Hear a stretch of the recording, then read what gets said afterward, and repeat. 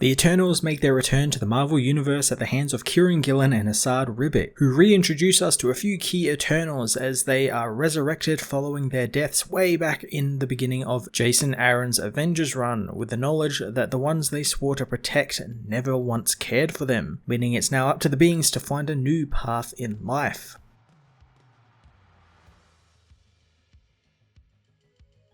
Kieran Gillen brings back the Eternals, albeit only a few in this first issue, and he does so very well. I love that obviously there is a little bit of backstory here for how they ended up dead and how they ended up being reborn, but if you were to pick up this book as a new reader, I think thanks to how this book is set up, you would get a great idea of who or what the Eternals are and what their story is. Much like Jonathan Hickman's X books, Kieran gives the readers some supplementary materials in the form of 2 pages that detail the hierarchy of the Eternals, as well as some of the tech we see active throughout the issue, mainly their teleportation network. All that is fantastic stuff for new readers, or readers like myself who need a little bit reminder of certain things regarding the group and where certain characters are. I did like the focus being on Icarus and Sprite, and Kieran didn't overload us with the whole team at once. It's kept simple. We reintroduced to a few characters sent back to Earth and they fight a deviant, which I might add, and I'm pretty sure it's absolutely intentional, was basically a mind flayer from Dungeons and Dragons, even down to it feeding on human brains to try and extend its life and knowledge. It was a nice little touch, and I'm all for more D&D inspirations in comics. I won't spoil who appears at the end of the book, but it's a pretty big reveal, and I'm actually a little surprised that the character has returned. But if they were to return anywhere, an Eternals book makes the most sense, given their storied history with the group. So I'm looking forward to what Gillen will do with this character, and if it will connect up with other things that have been brewing in the Marvel Universe and things we've gotten hints at recently. As for the art, what more can be said about Asad Ribic's work that hasn't already been said? His art is absolutely flawless and literally the perfect choice for the Eternals. I can't think of another artist who would do this series justice other than Asad. His sprawling pages are a wonder to see, and much like his other work on say Secret Wars or King Thor, there is just this awesome grand scale to it all. Something which you can see in many of his pages, specifically ones that we get to see the Exclusion or Olympia. Just these giant facilities and temples that have just this huge scale to them, and it seems unending. Eternals issue 1 was a really fantastic and welcome return to the protectors of the Celestials, doing a great job reintroducing a few of these characters back into the Marvel Universe and putting forth an interesting new direction for the group. I enjoyed there wasn't an overload of characters here, and we are slowly getting introduced to them over the course of the book, and it gives us a little bit of time to get to know all of the characters individually a little bit better. The surprise reveal at the end has got me even more excited for the series, so I'm looking forward to what Kieran Gillen and Asad Ribic have in store for us. I'm going to give this issue a 10 out of 10.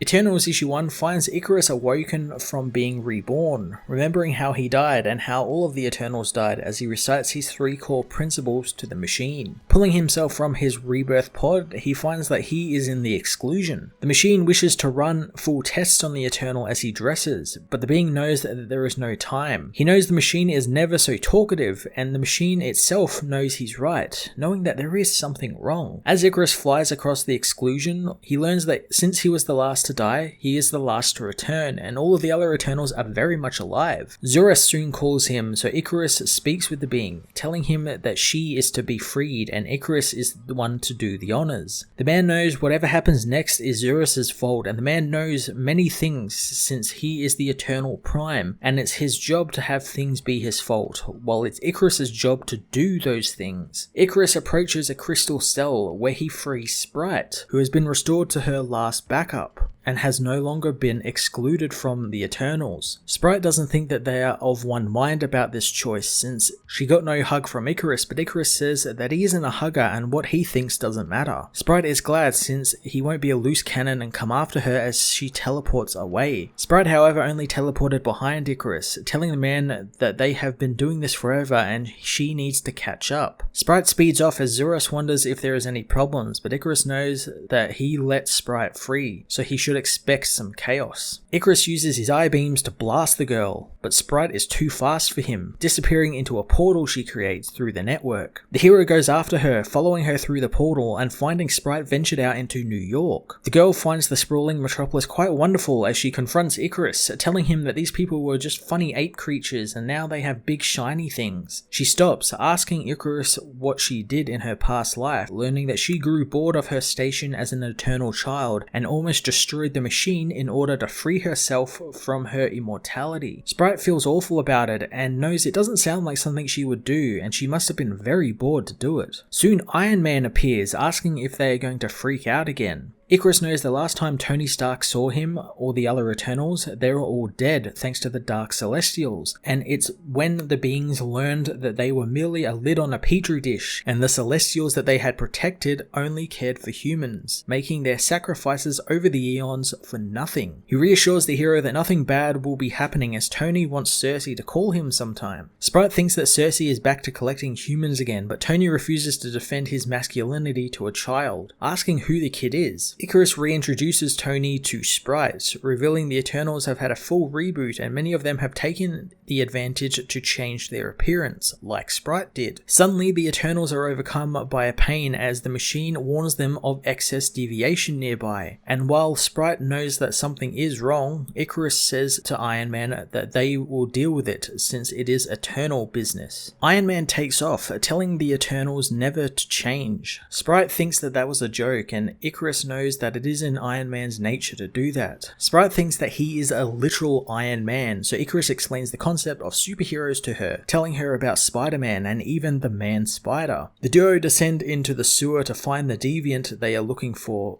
as Sprite thinks that humans are so over-literal now, and coming back during this time and having to play catch-up on everything is just weird, but at least she knows how this part goes. The two Eternals confront the deviant that was lurking in the sewers, battling the monster and rescuing the human it had taken. Icarus smashes the monster back, uppercutting its face as Sprite helps the human nearby. In the aftermath of dealing with the deviant and dealing with the police, Sprite is amazed at the ambulance that comes to pick up the man, loving the idea of a healing van with healing herbs that comes to you when you need it. Icarus meanwhile gets the machine to record a note regarding the deviation, saying that the deviant was attempting to extend its life by feeding on human brain matter. The two Eternals head through the streets of New York as Sprite asks questions regarding what a television is and if she should eat the hot dog that was offered to her by a hot dog vendor, but Icarus thinks that she shouldn't, wanting her to try some Thai food instead. The man praises Sprite's work during the fight as she says that Iron Man was right and nothing has changed in the man. Machine knows that Icarus is haunted now thanks to him being made aware that the Celestials' need for them is over and that they have no purpose in life now, yet still nothing has changed. The two beings head for a portal and go to Olympia, where Icarus tells Sprite to be respectful as they meet with Phastos, who is out of words to explain what was happening, revealing to them that Zoras has been killed. Icarus learns that the being was killed by someone literally crushing his skull with their bare hands, and it had to have happened not too long ago, and not long after they freed Sprite, since whomever did it arrived via the network and escaped without leaving a trace. Icarus knows that if they used their teleportation network, it would have had to have been an Eternal. The arriving Druid says that now they must wait until Zoras is resurrected for him to tell them who murdered him. Icarus isn't too pleased about waiting around, but Druid knows that being an Eternal should afforded Icarus with some patience, but it seems to have not. The Eternal reaffirms that they will wait despite him thinking that Sprite is the prime suspect, as Zoras murdered her when she almost murdered them all. Sprite knows that her little hands are beyond being able to crush Zoras' big head, but Druid knows that Icarus has the powers, plus he is easily manipulated, thinking he might have been manipulated by Sprite to do it. Icarus headbutts Druid, breaking his nose as he and Sprite go to leave, intending on finding the murderer. Icarus asks Machine if there is any recent transit traces, finding someone unknown traveled the network. They follow the trace and it leads to Titanos,